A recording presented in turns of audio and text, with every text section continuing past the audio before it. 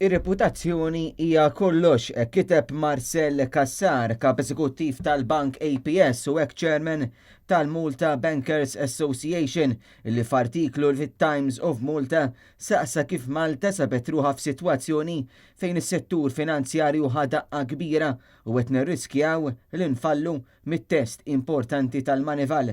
Cassar wassal appell qawwi biex bħala pajjiż nerġgħu niksbu reputazzjoni li kellna li regolaturi finanzjarji ikollhom l-indipendenza u l-protezzjoni mill-pressjoni ta' politiċi u oħrajn.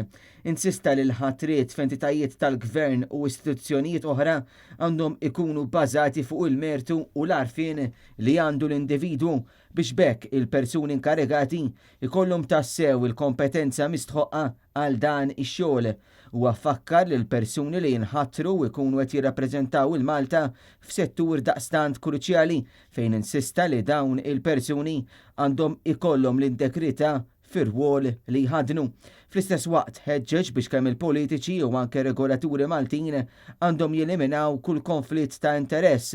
Fost l-oħrajn ftakar li regoli u linji gwida għandhom jibqgħu segwiti dejjem u li bħalissa dawn l-istess linji għandhom relevanza kbira. L-ex chairman tal-Assoċjazzjoni tal-Bankiera fakkar fi żmien meta beda jissawwar is-settur finanzjarju f'pajjiżna fl-1994 fi żmien gvern nazzjonalista. Dak iż-żmien konna nasperaw li nkunu bħal Lussemburgu u l-Irlanda u bħala pajjiż kien irnexxielna.